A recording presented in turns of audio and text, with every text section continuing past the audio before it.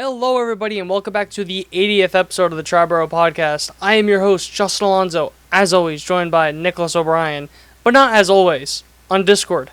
How are we doing, Nicholas O'Brien? On Discord. I'm doing quite well. I'm doing all right. For first time, long time. Not really, but yeah. I don't know what that was. Yeah, I don't know. I think you may be on crack cocaine, all of the above additional words. But Have I ever showed you my positive poo? I think you may have. Let me see. You're gonna focus. Focus. But this to everybody watching, this It's is my not positive focusing. poo. What does it say? It's not focusing, but excuse me. I'm getting over a cold. Positive poo. It may be a tiny poo, but I believe in you. Go do your shit. So, ladies and gentlemen, we're gonna go do our shit. My mom is going to hate that because she despises the word poo. Poo. Damn. Sorry, Mrs. Alonso is not happy with you right now. Sorry. No, yeah, but we are continuing our series of breaking down the rosters. This time we're going to be the starting pitching for the Yankees. Couple of quick housekeeping things. The Yankees claimed Alan Winas off waivers from the Atlanta Braves. They also claimed right-handed pitcher, Ronci Contreras. I definitely butchered that first name. Do not blame me. Off waivers from the Baltimore Orioles. He was formerly with the Yankees, just kind of one of those bullpen guys that bounces around. 40-man roster was at 37, so now it's at 39. I think it was just one of those things of take a flyer on Project Arms. They may make the team, may not make the team, who knows. It's not groundbreaking, also not nothing, just names to keep in the back of your mind. But going into the actual starting rotation itself, I got 9 names that I've written down. 5 of them are kind of like the legit guys that they're your 1 through 5. Then the other guys are guys that maybe traded Marcus Stroman or have a shot to be maybe like they're starters right now, but they may be bullpen guys, maybe spot starter. Looking at you, Will Warren. But going into the actual rotation itself, number 1, you got Garrett Cole. That's just not going to change. Garrett Cole is your ace going into the age 34 season. Going into some of the projections, so you got just before I get into the actual projections themselves, I'm using Oopsie, Steamer, and Fangraphs. Fangraphs and Steamer are near identical. So if I say Steamer, it's the same thing as Fangraphs. If I say Fangraphs, same thing as Steamer, just for people that are watching. For Oopsie, they have him projected at a 3.4 ERA, 3.72, a FIP. I wrote it down as WHIP for Cole for some reason. I just completely lost my train of thought. 3.4 ERA, 3.72 FIP, 3.5 WAR. Fangraphs is a 3.93 ERA, 3.72 WHIP, 3.1 WAR. All the projections have him going about 190 innings. That's something that I kind of noticed while looking at the projections. They were very generous on innings. Not saying that Garrett Cole, I don't expect him to reach 190 innings, but you'll see it kind of later with some other guys that have question marks. They had more innings than I would have thought a conservative projection would have. Yeah, for sure. Even outside of Yankees, I think Jacob deGrom is listed for more than 100 innings, which is the most he would have thrown in the past half decade. Projected for more than a month. Yeah, exactly. So, which is in itself is crazy, but again, just to showcase the generosity of some of these projection models. Yeah. I'll start with the negative because I do think I'm more positive than negative, but I'll start with the negative. His K per nines have gone down in the last 3 years. In 2021, it went down to, or it was 12.06. 2022 was 11.53. 2023, 9.56. 2024, it was 9.38. And yeah, it's gone down, but I don't really care. Obviously, I care that it's gone down, but I don't necessarily think it's because he's a bad pitcher. I think it's just because he's aging, so obviously his stuff's going to get a little slower, so he's not going to be throwing as hard, so yeah. I also think that the injury had something to do with it too. And because you look at that first month he came back, which was essentially spring training for him. After that, he was awesome. He had a Since July 12th, 2.67 ERA, 3.08 FIP, 13 games, 77 innings, averages to literally a hair under 6 innings per start. In the postseason, had a 2.17 ERA, win 29 innings, and even then, he could have pitched a lot more in Game 5. If it wasn't for that clusterfuck of an inning, he may have had a complete game. So, still nails in the postseason. Still going to eat innings. Then you look at a lot of the under the hood stuff. Fastball, 7-run value, which is pretty solid. Slider is down a decent bit at 1-run value. Curveball had a 4-run value. But it's also a thing of, this is such a goofy season for him. He really only pitched half of what he normally would pitch. When you take out the time he missed, and then also the call-up month that was essentially spring training during the regular season. So, it was just such a goofy year that I think that the projections are leaning a little bit too much on it. I think that's fair. I think it goes both ways. I think, yes, it's a goofy year, but I think he pitched enough to where you're noticing trends to continue. You know, obviously the K per 9 is trending downwards. The fastball velocity has dipped now the past 2 years in a row, going from 2022. Well, let me just pull it up quick just to formulate. Excuse me. In 2022's average fastball was 97.8, in 2023 96.7, and now in 2024 95.9. So I think it's to the point where, like, yeah, you could probably not throw away, but you can kind of like, all right, give him the benefit of the doubt. Give him the benefit of the doubt over some things during this year, but it's those trends that you kind of can't ignore. Like the fastball velocity, maybe if he, pitched more, maybe he would have come back a little, but it's dipping on a yearly basis now. Like, that's something that you can't just give him the benefit of the doubt for. That's something you have to kind of take into account, and I think this is where the projections kind of come into play a little bit. The fact that this big strikeout pitcher is now becoming less so, which isn't a bad thing, but that it's just not the Garrett Cole that we're used to. Yeah, and it also could just be a thing of the reason why it ticked from last year to this year is he didn't want to just hurt himself again. I'm not saying he did. Absolutely. I'm not saying that's what it was, but I feel like the velocity, I never was in question in the postseason. It also could just be a thing of guys tick up in the postseason, but I don't think there was ever a point while watching Garrett Cole in the postseason where I was like, the velocity's an issue right now.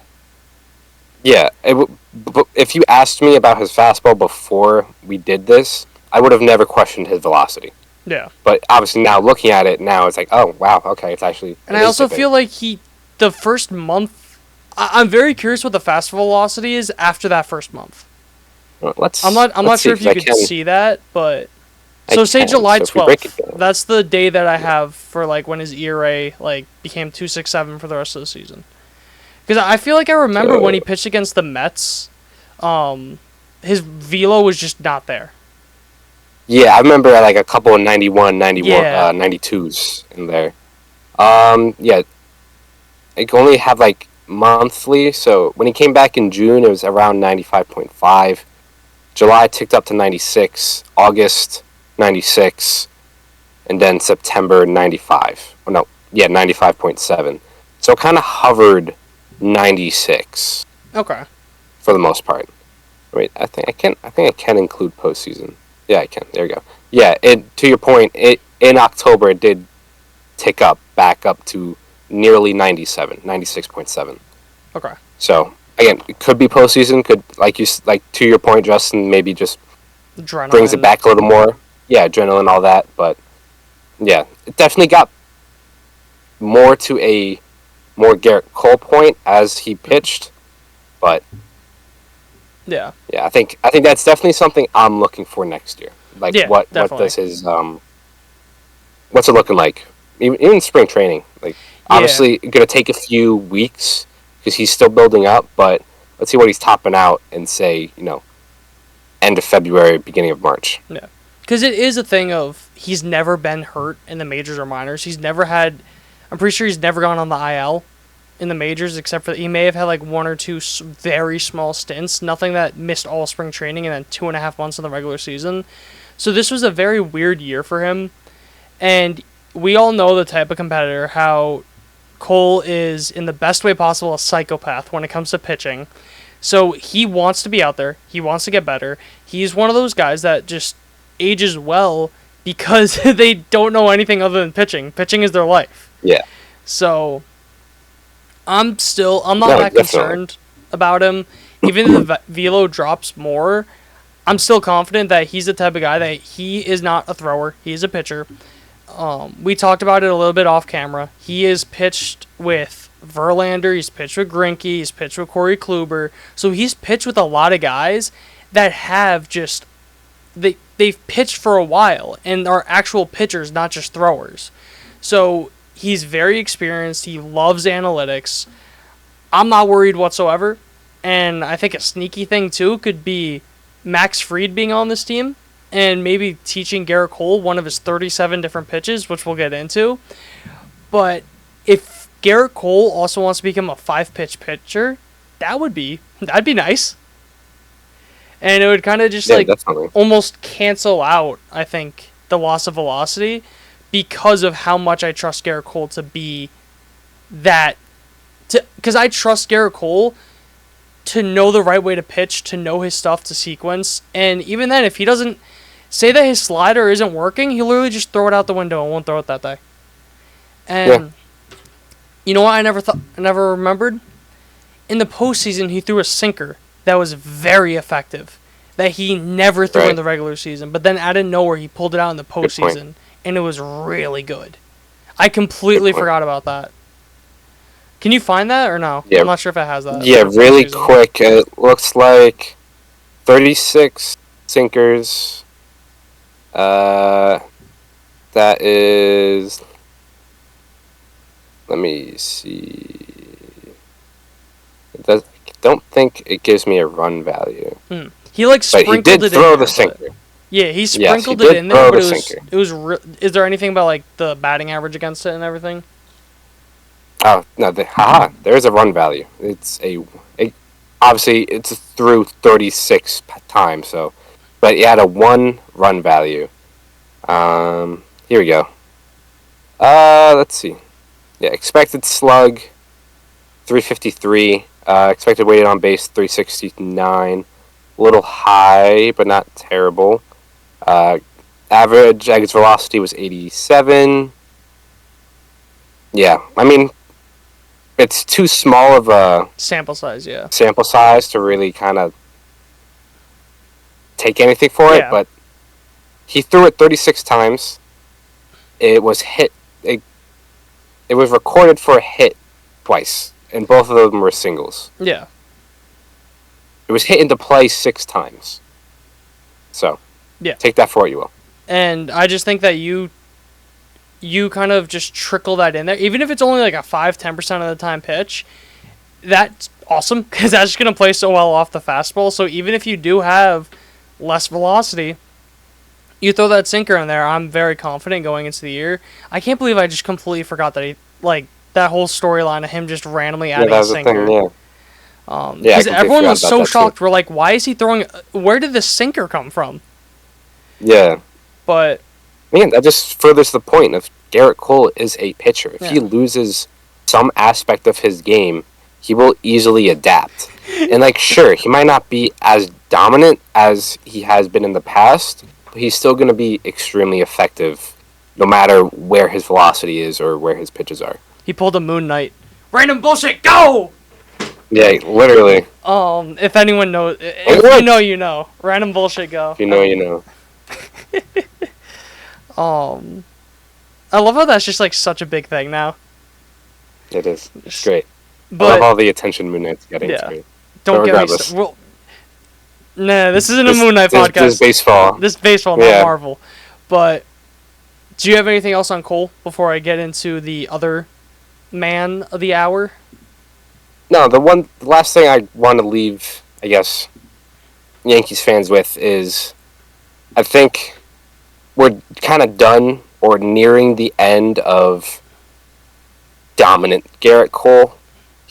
I wouldn't be shocked if he has like another top 3 Cy Young finish or something. But whenever that is, I think that's kind of like his last one. I think this also is a testament to the other pitchers in the AL, like Tariq Skubal, kind of just emerging, that, and Garrett Cole kind of just getting older. I think we're kind of done seeing that dominant Garrett Cole, that top 3 Cy Young Garrett Cole. Not to say he's not going to be effective, and not to say he won't have some dominant games, but I think like the overall body of work is not going to be completely Cy Young level from this point forward. I think it's going to be more kind of like fringe Cy Young type. Yeah. Which, again, he's going to be extremely effective, but obviously with the strikeouts, velocity, the whiffs, the chases, all that kind of dipping, I think we're kind of starting to see a new era of Garrett Cole. And just another thing to note too is even if he's not, say he's at like a 3.5 ERA, he's still going to eat innings. I'm just going to start reading out his career just innings. So 2015 is when he kind of became a full-time starter. 208 innings, 116 innings, 203 innings, 200 innings, 212 innings. And then in, 2020 he had COVID, 73 innings. But he also had 2 shutouts, or 2 complete games. 2021, 181 innings. People don't remember, he had that hamstring that was kind of like nagging him for the end of the season. So I think he got skipped one time at the end of the season. Then like another thing where like they didn't really push him because of the playoffs. Then 2022, 200 innings. 2023, 209. This year, 95 innings and 17 starts. So if he's healthy, he's still going to give you like at least 180, 185 innings. Right, which is extremely valuable. He's one of the last guys in the league that's doing that. It's like, Zach Wheeler, Logan Gilbert, Garrett Cole? Am I missing anyone? Maybe Aaron Nola? I think he's been around 180 consistently. You said Wheeler, right? Yeah. I mean, the only guy I could think of, and he's not consistent whatsoever, and he's coming off Tommy John, but maybe Alcantara.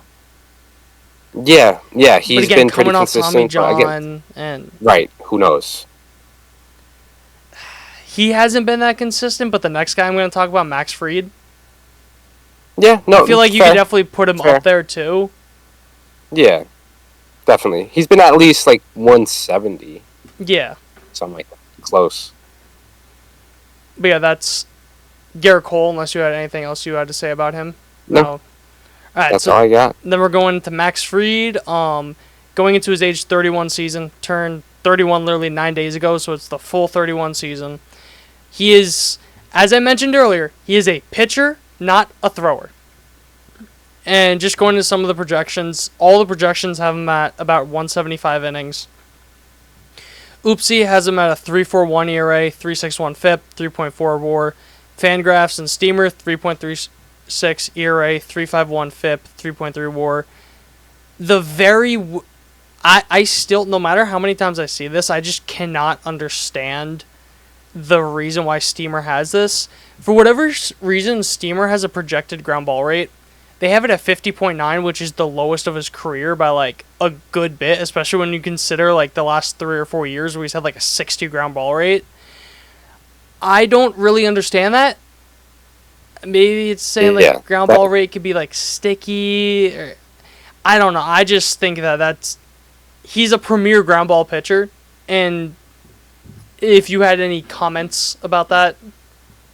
Yeah, I'm not sure. I'd have to read into how the projections work for Steamer. Trust me, I've tried. I can't find it for the life of me. Regardless, yeah, it's definitely, especially with him being around, call it 58% the past 2 years, 50 seems very low. Be the lowest of his career. I'm not sure.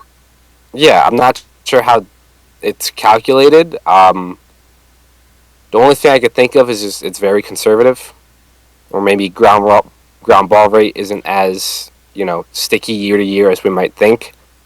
Again, I couldn't tell you that, but yeah, it's definitely odd and something I would most definitely take the over on. Yeah, if we were betting men, I'm putting my house on the over, and I'm praying I'm not going homeless. But even if it's 51%, there's no way in hell he's I think it's generating ground balls less than 50% of the time. Like, I'd be surprised if it's under 55. I think that's like a good... Like, I'd be surprised if it was under that. But that's obviously, granted, he doesn't change his entire repertoire, which I don't think he will, but... Right. Something else on the projections. So, Fangraphs had the better projection compared to Oopsie, so I'm just going to use it for argument's sake. They had him at a 3.36 ERA. That'd be his highest since 2019. A 3.51 FIP, highest since 2019. Home run per 9, total projected to be the highest since 2019. So they're projecting him to have the highest numbers of his career since 2019, and you're still getting a Cy Young caliber pitcher. Yeah. So I mean, Max Fried is one of the most consistent starters you're gonna find. I mean, this guy has been a fucking pain in the neck to watch against the Mets. He's fun to watch because he pitches like an actual pitcher. He doesn't have dominating, call it stuff. He just throws the kitchen sink at you. He spins the ball really well. All that. So this guy is the epitome of consistency. And, excuse me again.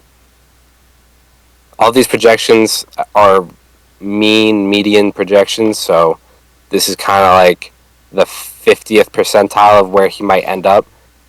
There is a very, very good chance he outperforms these projections. Yeah. And just something, too, is to think about, like, he's just a pitcher. He's not going to overpower you. He has 93.8 fastball velo last year, which is 45th percentile, but 86 average exit velocity was 95th percentile. Right. So he also had an 89 percentile ground barrel rate, 81st percentile hard hit rate. So he just limits contact. That's just what he does. Yeah. And a lot of the other advanced numbers aren't the best. Like, his strikeouts are average, walks average, whiffs average, chase average. But when it comes to guys like him, Framber Valdez, Logan Webb, they're just so insane at getting ground balls, and they're such outliers that I don't want to say I don't care about the other metrics, but if they're limiting hard contact and they're getting balls on the ground, I don't really care what his strikeout percentage is. I don't care what his whiff percentage is. You know what I mean? For sure.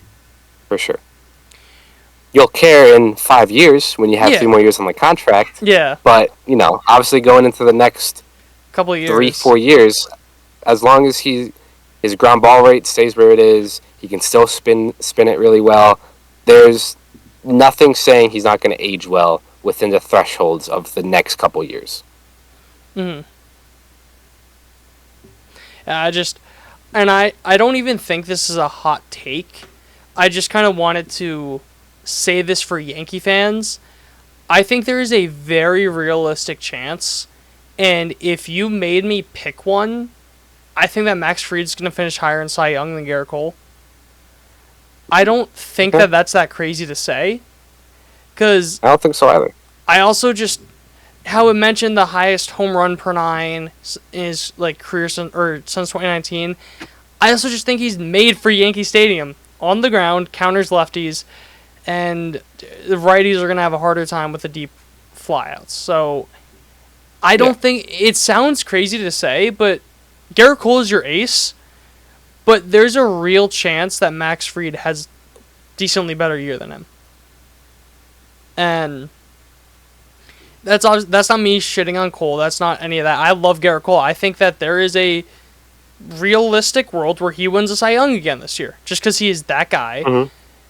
But if I had to choose one that I think is going to finish higher, I'd probably pick Max Fried, because you look at just all of the pitches that he has. He has a fastball, a curveball, a slider, a changeup, a sweeper, a slider, and a cutter.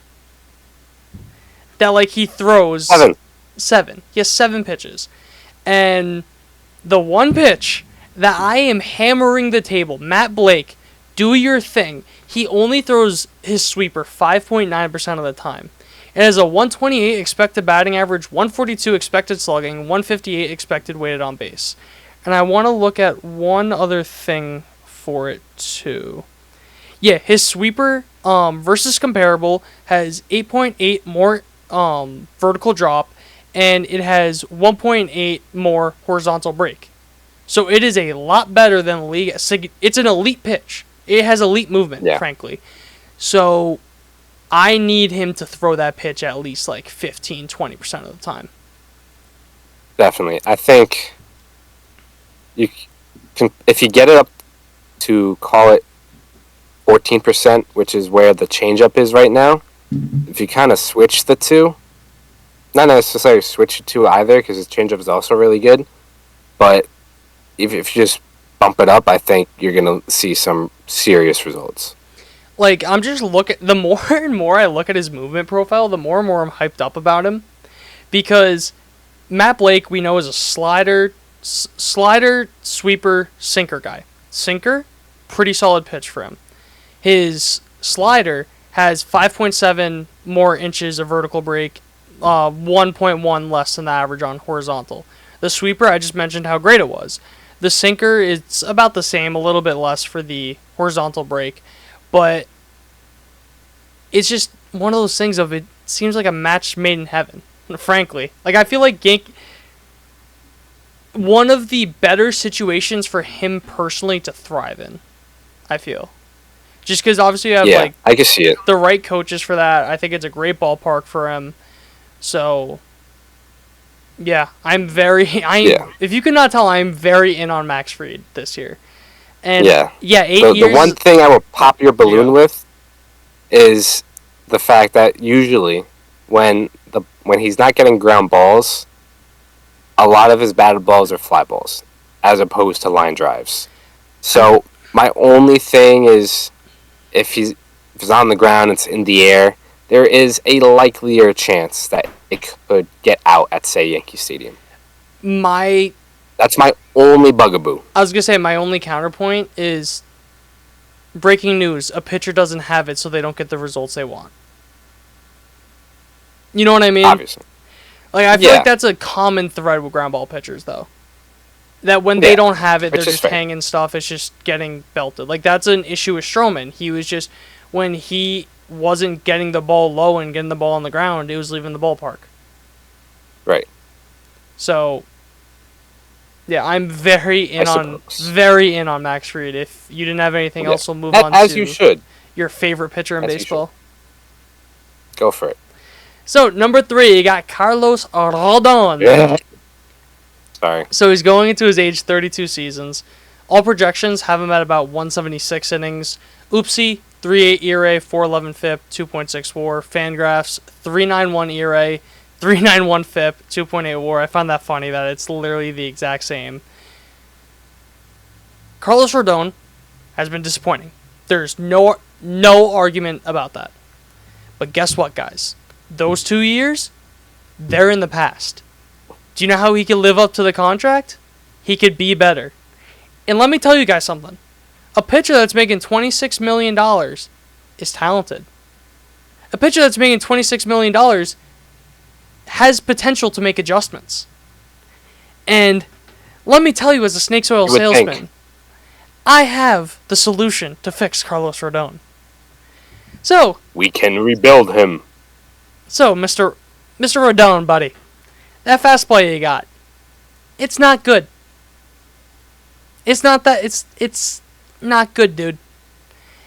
It had a 276 expected batting average, 562 expected slugging, 390 expected weighted on base with a 50.6 hard hit rate. Not good. Surely he only throws that like 10, 20% of the time. 49% of the time he's throwing that pitch. He is a fly ball pitcher with his primary pitcher having a 50.6 hard hit rate. That's the issue right there. Let me tell you something, buddy. In baseball, that OPS would rank 6th in all of Major League Baseball as a hitter. That on base would be Shohei Ohtani's on base.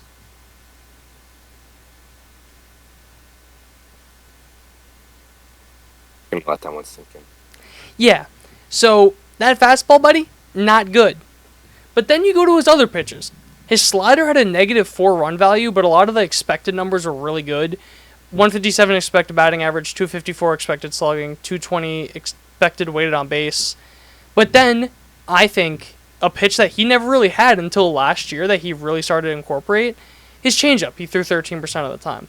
Had a 5 run value, a 188 expected batting average, a 260 expected slugging, a 222 expected weighted on base.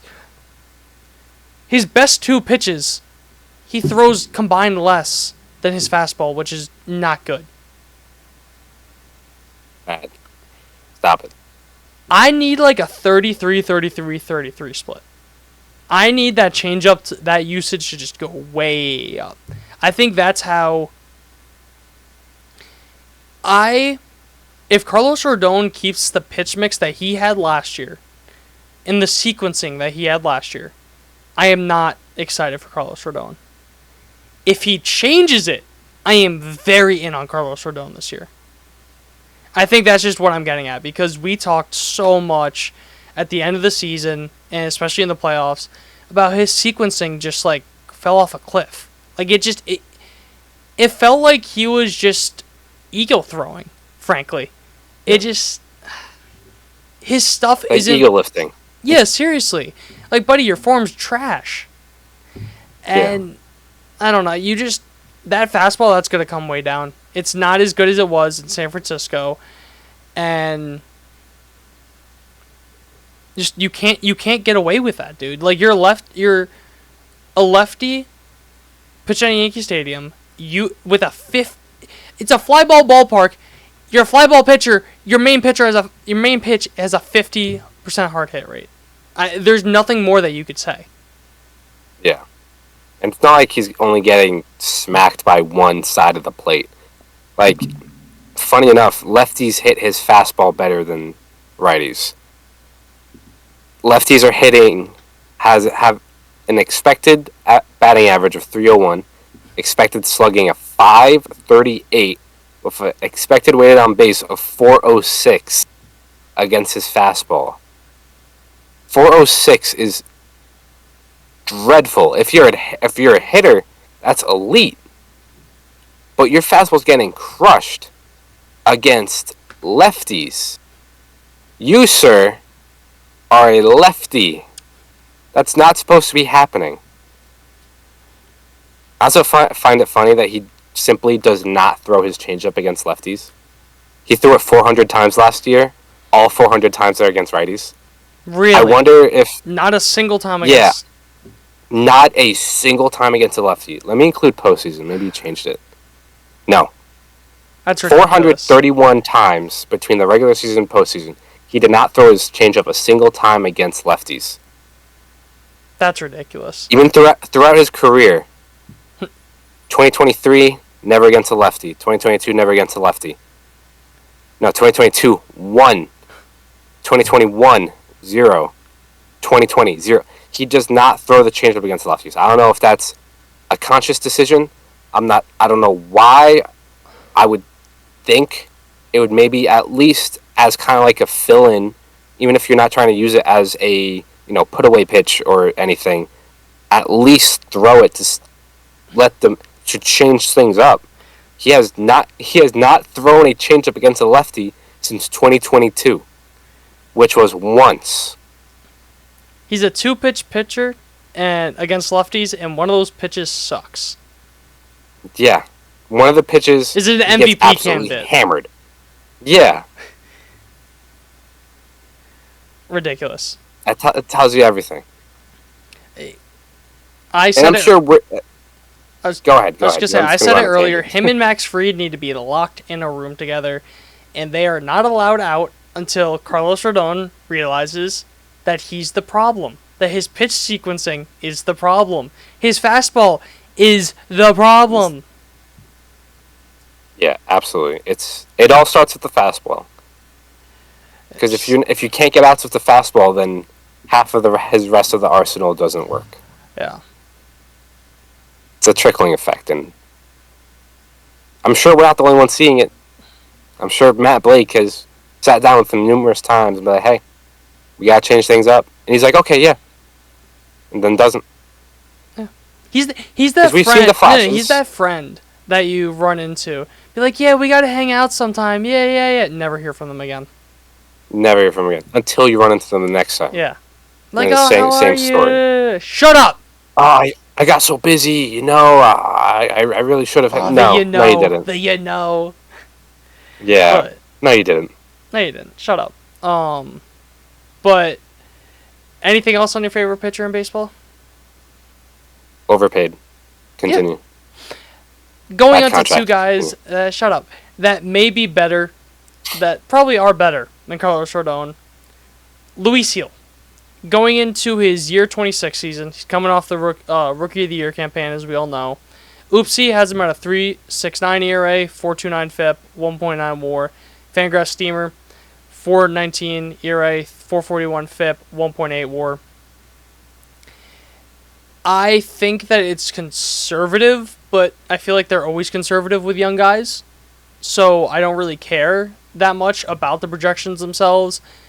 Also, at the same rate, Luis Gil wasn't that consistent.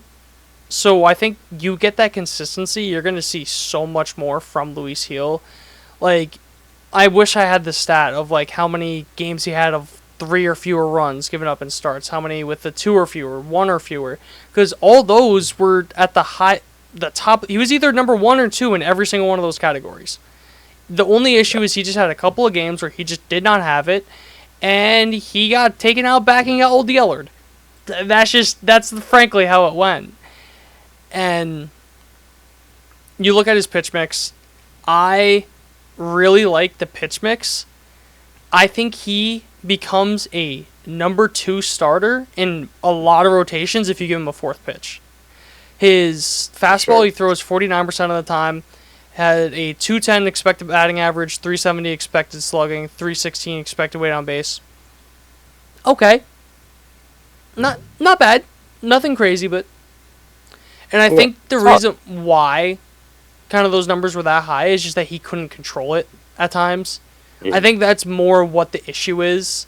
That he just couldn't control it, and guys were just able to, like, read him when it wasn't going to be a strike, just take it.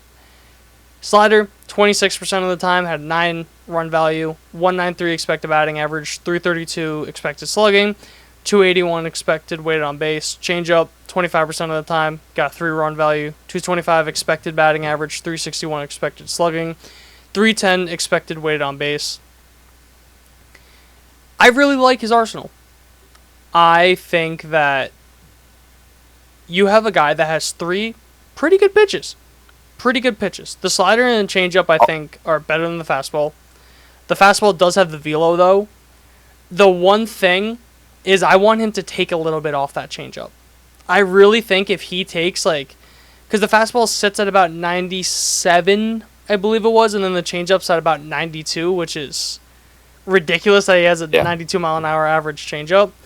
But if you get that to call it 97 on the fastball, and then call it 90 to 89 on the changeup, but that changeup has a lot more movement, I think he immediately becomes a much better pitcher.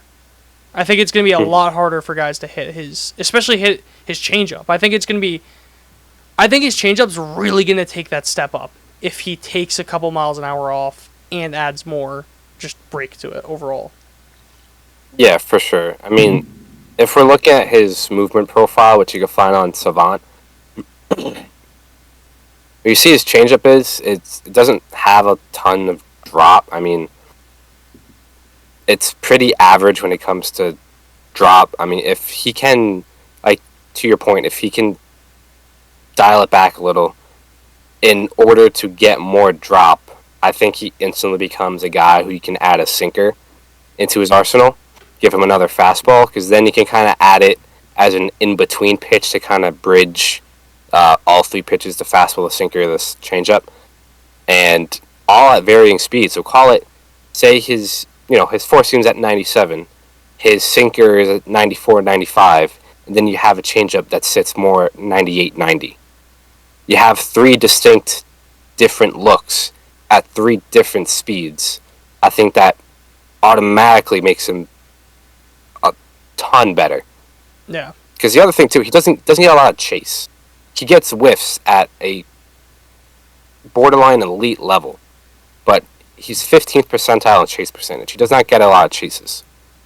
So I think getting guys to expand the strike zone could probably be like his on the to-do list. Like that's an area for improvement for him. I think getting guys to expand the strike zone is something that we're looking forward for Luis Gil in 2025. I think kind of a good way to put it is that he can't fool guys, but he can literally tell them, like the Zach Greinke fastball, and they just won't be able to hit it because it's so disgusting, and they'll whip on it. He can overpower guys, but he's not fooling anybody. Yeah. I guess.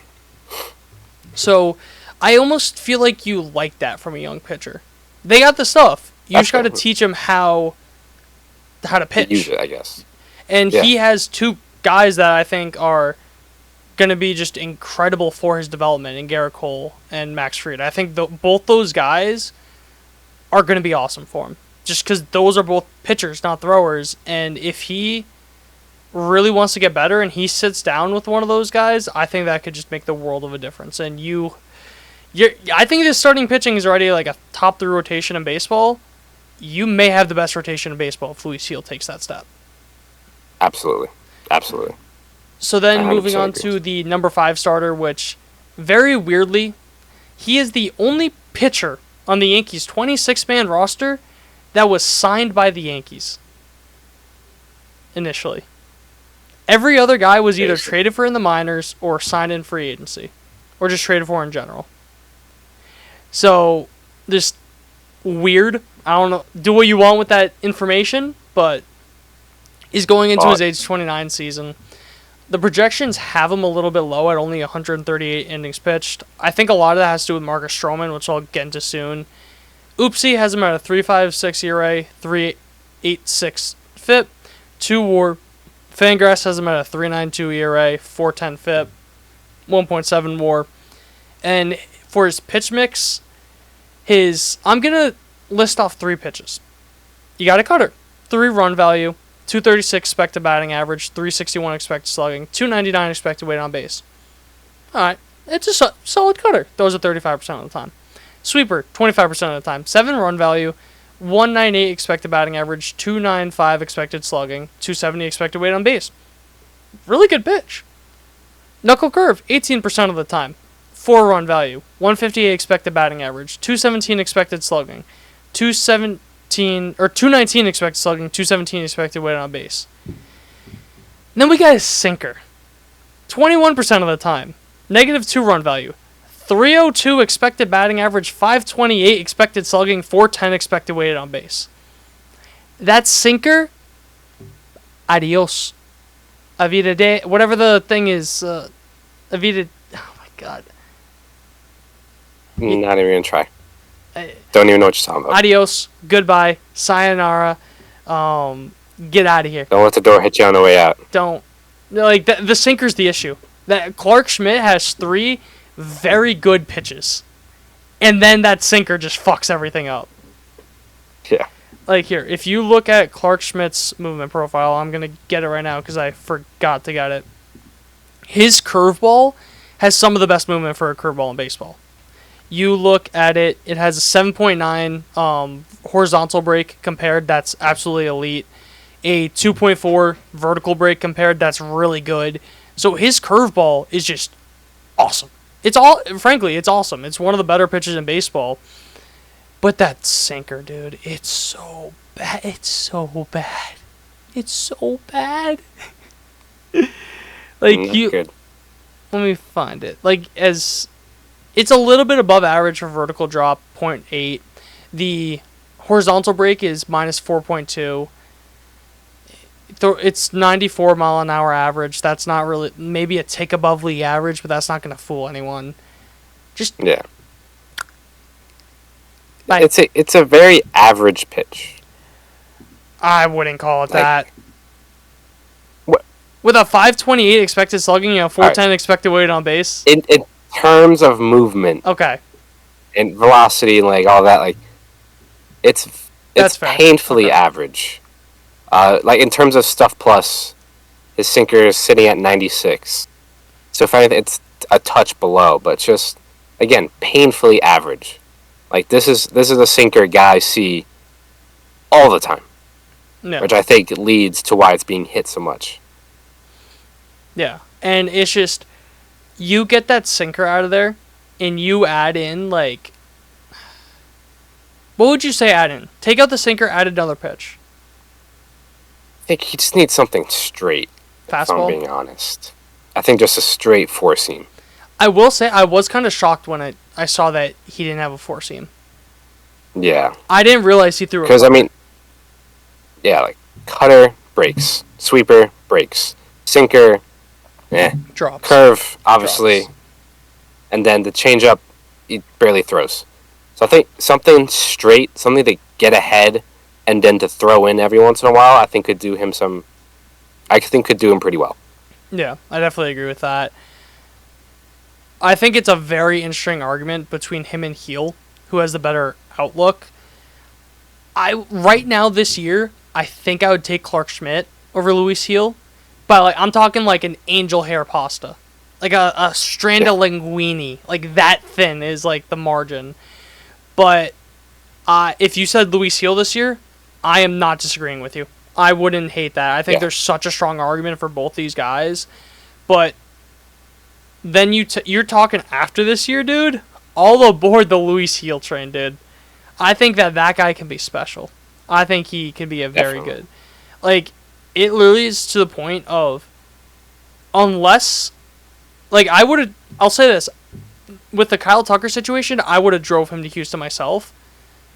Unless a guy like Kyle Tucker is available, this guy has to at minimum finish out his rookie contract with the Yankees.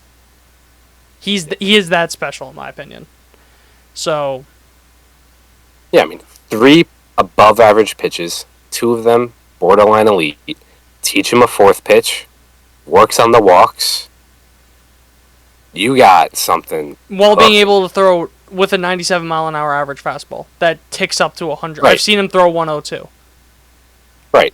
So, you got a very good arm there. Just saying. Yeah, definitely. Yeah. But then going on to the 6th starter, I say 6th starter, but reality he's going to be a 4 somewhere else. Marcus Stroman, they got him projected at 118 innings. I would be so shocked if he's on the opening day roster. I would be flabbergasted if he is. Oopsie has him at a 4.45 ERA, 4.51 FIP, .8 WAR. Fangraphs 4.33 ERA, 4.41 FIP, .8 WAR. I do believe that Marcus Stroman would have a better year this year than he did last year. I'll say that because I think the infield defense is better. Whoever they get for third base, I feel like is going to be better than really. I think whoever they get at third base is going to be better than what Glaber gave you at second, and Paul Goldschmidt's an improvement over Rizzo/Rice. So I think the infield defense is going to be significantly better. We talked about how they literally were just god awful. One of the worst pitchers. He had one of the worst outs above average for a pitcher in baseball, just because his infield defense was that bad. Yeah. So I think he would probably be closer to like a 3.9 to 4.1 if he did pitch again this year. But you also aren't going to pay a 6 starter $18.5 million. That's just not not fiscally responsible. So and let me just say, this contract never made sense from the beginning. Yeah. I don't think. I think this was probably, I'm not trying to be hyperbolic, but like this is an atrocious signing. I don't understand why this ever happened. Because now you're in a position that it's basically stopping you from making any other moves until his money's off the books. Yeah. So I think quickly just call out Cashman for his bullshit. Like, this was an atrocious signing. And even, that's a whole nother argument too. Like, if you're over that 4th threshold, like, I know, like, the tax, whatever, all that. If you're over that 4th threshold, you're already over it. You already have all the penalties. What's the harm of signing a guy? Yeah, you may get more money taxed on you, but you could still dump Stroman later. I don't know. I will say, though, in today's pitching market, I think Stroman you'd be able to dump Stroman a lot easier than you normally would. Oh, Just because 100%. AARP member Justin Verlander got $15 million. Right. So, especially if the Yankees pay down, which I'm sure they will, mm-hmm. they'll pay down a little bit of his contract. Yeah. Yeah, $5-6 million, something like that. Right. So, I think the issue is the vesting option. He has a vesting option for $18 million if he pitches 140 innings. But even then, like, if I'm Brian Cashman, I'll be like, okay, let's do it this way. $6 million this year. If the vesting option hits, I'll pay $5 million or something along those lines. Right. You know what I mean? Yeah, it's kick something. Yeah. So, I think he could be a solid pitcher. I'd be shocked if he's on the team though. Yeah. I think it's more. This is gonna sound crazy. I think it's more likely that they just flat out DFA him than keep him in the bullpen. Yeah, I think if they can't find someone to take him, I think he's gone. They might, keep him around for spring training, see what they got, but by come roster cuts and all that, I think he's one of the first to go. Well, it'd also be a thing of keeping him around in spring training to to audition for other teams. Like showcase him. Yeah, showcase him for trade value. I don't think he'll be here for spring training games. Yeah. I'd be surprised, but I wouldn't be shocked. I think that's kind of like the right way that I'd put it. Yeah. But then kind of just going into the last three guys, these guys most likely aren't going to be starters this year. They may get some spot starts. A couple of them profile a lot more into the bullpen, but they're starters right now, so I'm just going to talk about them now. Will Warren, age 25 season. I said this before. I will say it again. I do not give a flying fuck about 22 innings that Will Warren got in the major leagues over 2 months. Over 3 months. Yeah. I do not care. Right. If you're reading into his what's his ERA? His 10.32 ERA. Wasn't his FIP like 5.4 or something too? Yeah, that comes with his 4.93 FIP, his 4 flat expected FIP, with his inflated home run per fly ball ratio, inflated, or I guess deflated, left on base percentage, and he still struck out 11.5 batters per 9. So if you're looking at it, you gotta take it for everything it is. And what I see is a guy who could be a very successful major league pitcher. Mm-hmm. And people also gotta realize a very successful major league pitcher could be a 4-starter. Because let me fact. You mentioned the pitching market before. Like, look at what some of these guys are getting. Like, we'll talk about it when we talk about the Mets. I like the Matas signing. I think it's fine, whatever. He's getting paid $14 million. He can easily be a 4 ERA starter. Will Warren can do the same exact thing for league minimum. And a thing, too, that people got to realize, this guy was an 8th-round pick. If your 8th-round pick becomes a solid 4-starter, as an organization, that's a success. That's a success. Huge. That's such a huge hit. Yeah.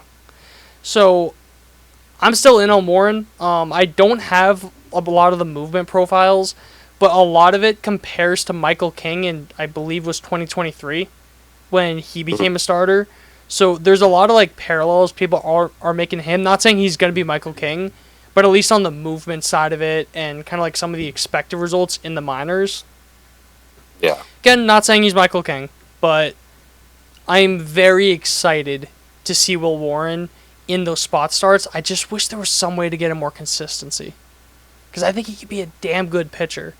But it just sucks that he has one of the best rotations in baseball blocking him. Yeah. Now, if they end up doing something like a 6-man rotation, I think he is by far the heavy favorite to be that 6th man. I think by far. I love Clayton Beeter and Yondres Gomez, the next 2 guys I'm going to get into.